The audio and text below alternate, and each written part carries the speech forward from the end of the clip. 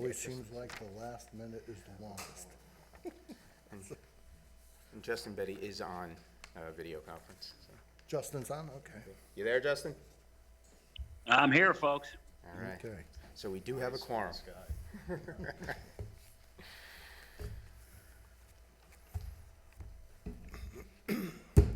Okay.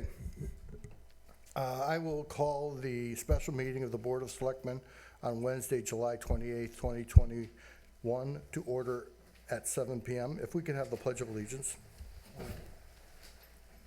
I pledge allegiance to the flag of the United States of America and to the republic for which it stands, one nation, under God, indivisible, with liberty and justice for all. So up first is the main reason we're here is the discussion and possible statement condemning the symbolism of a protest sign displayed on state property in the town of Southbury.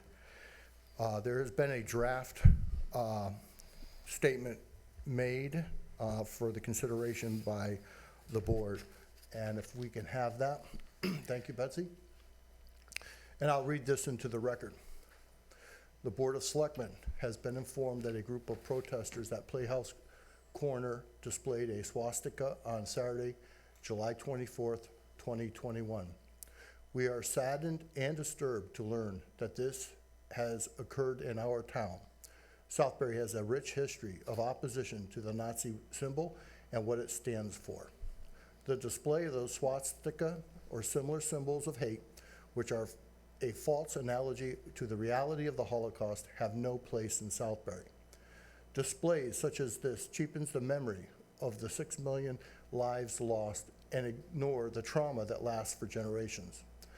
While our board certainly respects the right of protesters to assemble peacefully and speak freely on topics of interest to them, we condemn in the strongest possible terms the use of any symbols of hate to do so. The display of a swastika in the town of Southbury is contrary to everything we believe in as a community. Our board stands strongly against hate and bigotry in all its forms, and together with all those in our community who expect and deserve to know that their elected leaders will work together to ensure that all people feel safe in Southbury.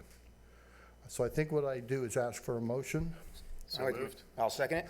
Made and seconded. I'll open it up for discussion.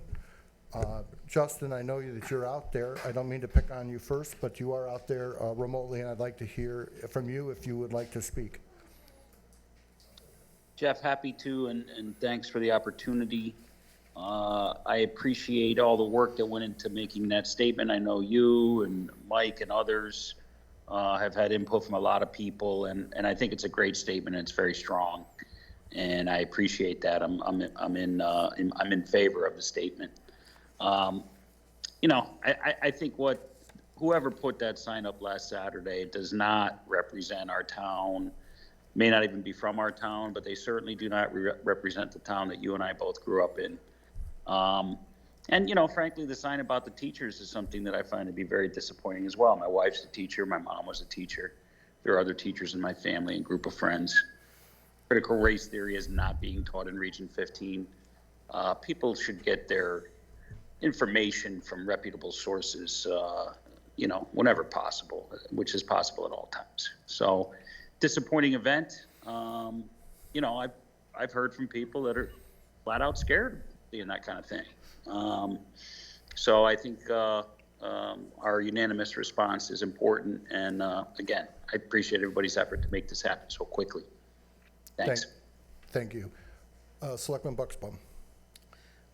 Yeah, I'll make one clerical note for the people here. The reason for the bolding in that just represents a revision to this that was made throughout the day. All the words carry importance in the statement. They're not bolded for any particular reason other than to identify changes that were made to the statement.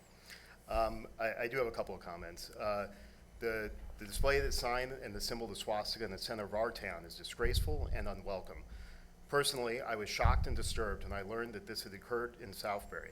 We must strive to be a welcoming community, and nobody who drove by Playhouse Corner felt welcome in our town on Saturday. The individuals who displayed the sign need to know that this rhetoric is not welcome here. I've said it before at these meetings and will reiterate again tonight that as leaders in our community, it is imperative that we speak with clarity and with strength on these issues and in rejecting hate and bigotry in all its forms. That's exactly what we are doing here tonight. While there's often room for disagreement on various issues that come before our body, I believe this is one of the few topics in which there is no gray to be found. I thank the First Selectman for calling this meeting and our board for taking swift action in response, and I strongly support the proposed statement as written. Thank you. Selectman Rosen. Thanks, Jeff. First, I want to thank members of the public for showing up tonight. I think this is an important issue, and it's a conversation that I've been asking our town to have in pretty much all of my 6 years as a member of the Board of Selectmen. I look forward to our Community Relations Task Force, which will focus on equality, equity, and inclusion, applications being put in by July 30th, actually, and putting that together because I think it will help us inform and educate our neighbors and those around us and make Southbury the welcoming place that I know it is. I want to thank the First Selectman for responding to my email and request that we have a special meeting, that we issue a statement together, and that we explore potential legal options we can take to ensure that symbols of hate such as this don't happen again. I appreciated some feedback we've already gotten from the town attorney and look forward to continuing to have conversations, because while we all will defend the right to free speech and defend the First Amendment, for those who don't know, I carry a copy of the Constitution and the Declaration of Independence in my work bag at all times. I'm a huge defender. I believe this crossed the line from hate speech, which is protected under the First Amendment, to potentially, in the state of Connecticut at least, under our hate crime laws, a potential hate crime in which it intentionally desecrated a public property. I do not know where these individuals are from. My understanding is that many are not from Southbury. My understanding is that some of these folks may not be the folks who are usually on that corner on Saturday afternoon. I don't really care. Southbury has a long history of standing against everything that the Nazis stood for way back when those who came before us and sat in these seats said no to the Bund, to their building a Nazi camp here. And we must continue to forcefully and in a united fashion defend our community and its values and our way of life. I have a grave concern about the rise of ideologies that are not political in our town, but that and have little to do with the ideologies of the traditional Republican or Democratic parties in America, but that have far more in common with the ideologies of white nationalism and white supremacy. I believe that Southbury is not the only town that's dealing with this. I think most towns in America are dealing with this. And we must stand together and say that hate such as that will never, ever have a home here in Southbury. And we will, regardless of our political affiliations, stand united against that kind of hate and not allow it to happen. We will defend your free speech, but when you cross that line, we will speak out against you, and we will take all legal actions to prevent or deter it from happening again. So I want to thank my colleagues on the Board of Selectmen. I believe and hope that we will unanimously approve this statement this evening, and that we will continue to have discussions with Town Council and others to prevent and deter similar things from happening as we move forward. Thank you.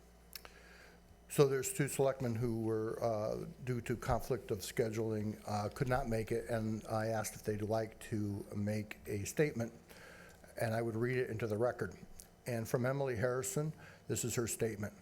I am disappointed I could not be here and participate in this discussion. The first selectman failed to ask for each selectman's availability prior to scheduling the meeting, and unfortunately I have a work conflict. I am opposed to the use of a swastika in any form. I am confident in saying that no one on this board would condone the use of a swastika, and I am certain our community at large is aware of that as well. However, I fear that while we are making this statement, it doesn't accomplish enough. We have made prior statements as a board saying the town of Southbury stands against hate and bigotry, and yet this occurred. One has to wonder, why is Southbury home to the continued protest when neighboring towns are not afflicted? By making this statement, are we getting to the bottom of what could end the rallies of our in our town potential offensive and hateful signs and symbols being displayed in the future. For over a year, we have witnessed two opposing groups continue to protest, continue to try and show their beliefs have stronger support than the other, continue to try and raise awareness to their individual causes. I am a firm believer in the First Amendment, but I think the bigger question the town should be addressing is, what do they hope to accomplish, and do our statements address their goal?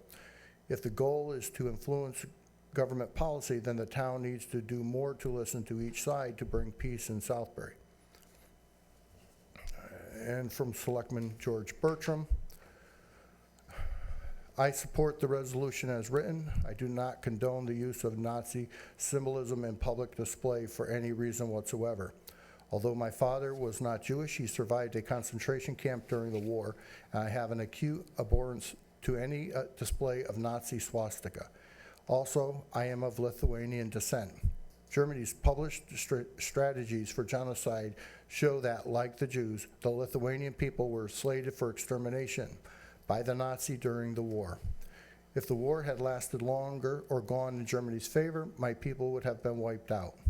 In defense of the free speech provisions of the First Amendment, our court has ruled that we cannot ban the use of hateful symbols. For example, you are free to burn a cross, display a swastika, a BLM banner, a F Trump sign, or burn an American flag.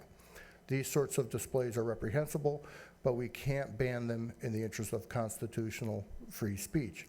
On the other hand, as a Board of Selectmen, we are also free to denounce such displays when they occur. In this case, I believe that this resolution is not an unreasonable response to this display. However, I don't think it will do anything to quell the ongoing competing demonstrations at Playhouse Corner, nor ease the partisan divide from which this stems. I also hope that future displays of speech of such vile nature, no matter which side of the political spectrum they emerge, are condemned with equal passion. Additionally, Selectman Rosen, in an email to the board, stated the very small group who appeared on the corner each Saturday about those that displayed the sign. While I am not advocating for any group, I want to share something brought to my attention. Apparently, the folks who displayed the repulsive banner are not the group that traditionally gathers on Saturday. I was forwarded an email the organizer sent where he commented, "When we were up in Canton, a small group staged a rally at Playhouse Corner in Southbury. At that rally, they allowed a most hateful banner, which I have previously banned at all my Trump rally events." Again, I'm not condoning anything, instead taking a moment to correct the record. In conclusion, I regret that I cannot attend this particular meeting due to previously scheduled engagement that I could not quickly reschedule. However, this meeting should not have been set without first checking on the availability of all selectmen that have been the standard practice in scheduling past special meetings. Why was this not done in this case? Okay. I don't know if I get the final say, but I will like to make a statement. This statement has been a collaboration of many of us on both sides of the aisle, and I'm very proud of the way this came about as far as that goes. Southbury's been a very welcoming community, as Mike Rosen had stated. This goes back to the Nazi camp that came to Southbury, and as part of my family's heritage is opposing this kind of hate crime and this hatred. Southbury is known for ecumenical services. We have Christian churches have hosted the synagogue in our churches, and they have been gracious enough to host Christian religion organizations in theirs. We hold ecumenical services all over town in unison, and I'm very proud of that as the first selectman and as a multi-generational family in this community. I'm in support of this. Obviously, we have worked to write it. I don't know we could be here all night in expressing our concerns and our, how upset we are about this. So I think with that, I would, unless there's any other comments, If I might, Jeff, just one quick comment. It's been brought to my attention, and I think it's worth discussing.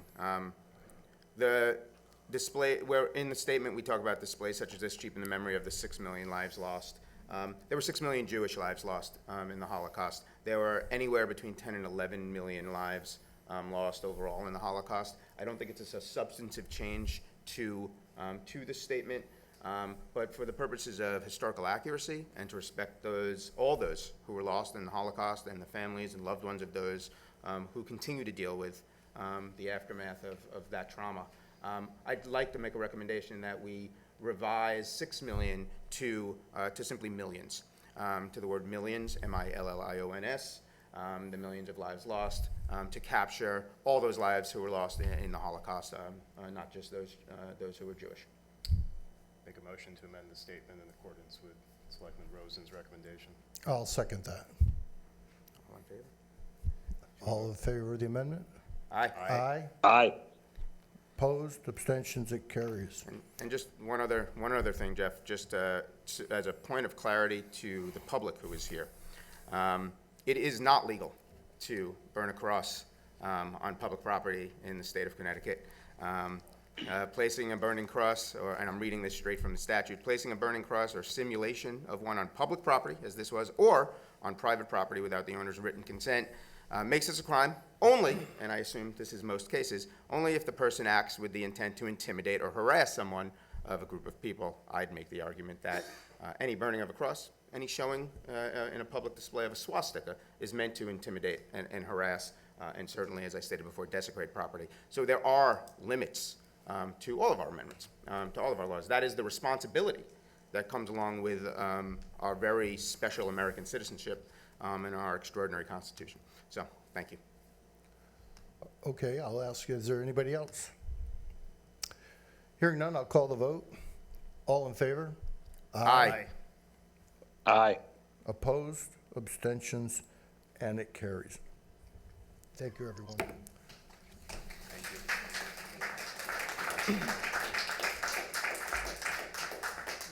You're welcome to stay for the rest of the work. Next up is the American Rescue Plan Act, ARPA Task Force. There's a resolution. I would like to add to that group, there's a little bit of an oversight, that added to that group be Dan Colton, our fiscal director. What was that? Can I have a motion? I make a motion to approve the resolution as presented with the addition of Dan Colton to the task force. Mike, can I have a second on that? Yeah, I'll second it. Thank you. Any discussion? On the overall motion? Or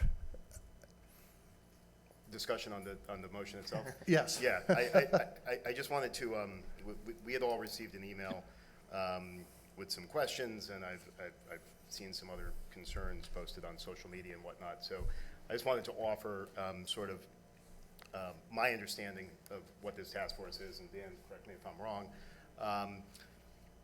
This is a task force that's being created in an advisory-only capacity to make recommendations to our board as to how to spend the COVID relief funds that the town is going to be receiving. This is not something that's going to be done overnight. This is a long-term process. We have 3 or 4 years to spend this money. And it's going to be the job of this task force, as I see it, to solicit input from the public and various stakeholders in the community, from the business community, from nonprofits, from the religious community, from various departments in our town, boards and commissions and whatnot, to seek that input. And that's the role of the task force. This is a very preliminary first step in this lengthy process that we're about to embark on. And then the second thing I'll note that I had seen some concerns about is anytime we spend money, we need to appropriate it in accordance with our charter. We often receive grant funds or other types of monies from the state or whatnot, and all that money needs to be appropriated either through the budget process or the supplemental appropriation process.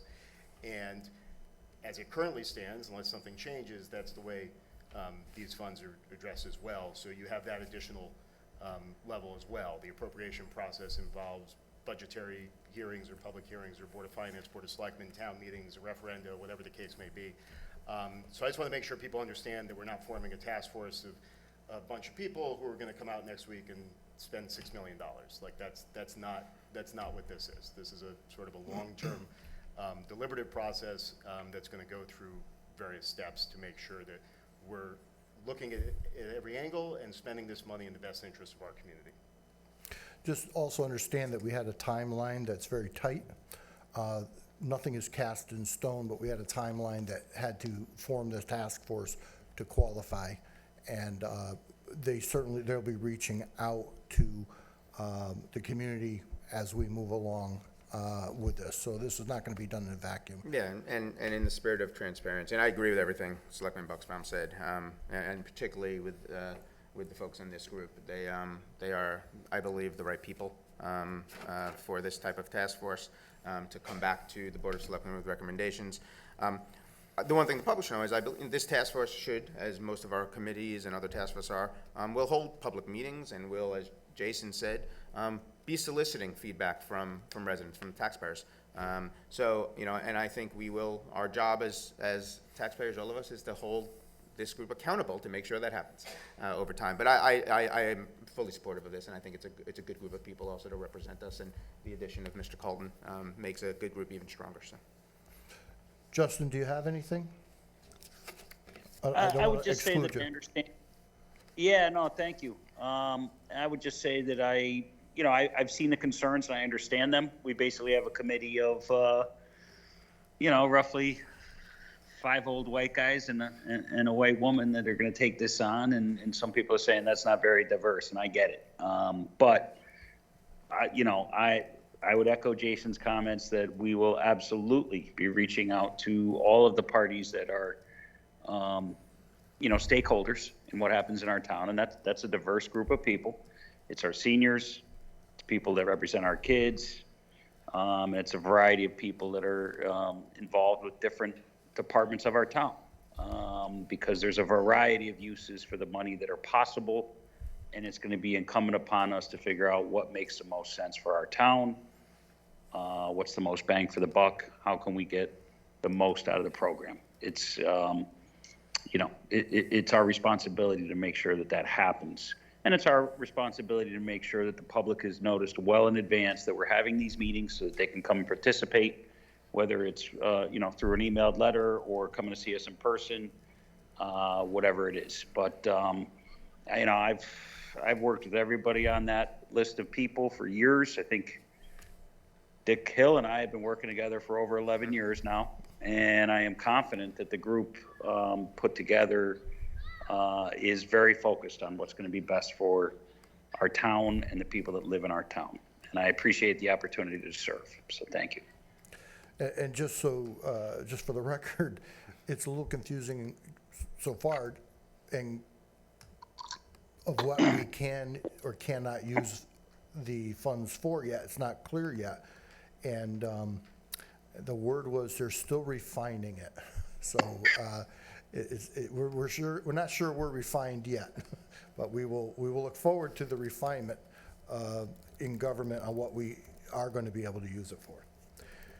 Okay, so if everybody's all set, I'll call the vote. All in favor? Aye. Aye. Aye. Opposed? Abstentions? And it carries. Next is the hiring of assistant building official. This is something we've been working for quite a while. And our current building official is looking forward to some help with all the work. Can I have a motion for approval? So moved. I'll second. Mike, seconded. Any discussion on it? Hearing none. All in favor? Just say that the Aye. need. Oh, Oh, Aye. sorry. Mike, you all set? Jason? Justin. Justin, I would you- just say I'm so glad we're doing this because the need has gotten acute with the surge in the real estate market, and with that surge has come all sorts of renovations and more new home building than we've had in over a decade and a half. So it's very timely that we get this done. I haven't met the gentleman, but his resume is very impressive, and I'm glad we're getting this done. Thank you, Justin. All in favor? Aye. Opposed? Abstentions? And it carries. Now the most important part of the meeting. Do I have a motion for adjournment? So moved. I'll second. Thank you, Mike. All in favor? Aye. Aye. Aye. Opposed? Abstentions? And it carries. Thank you, everybody. Thanks, Jeff. Good night. Good night. Night, Justin. Night, Justin.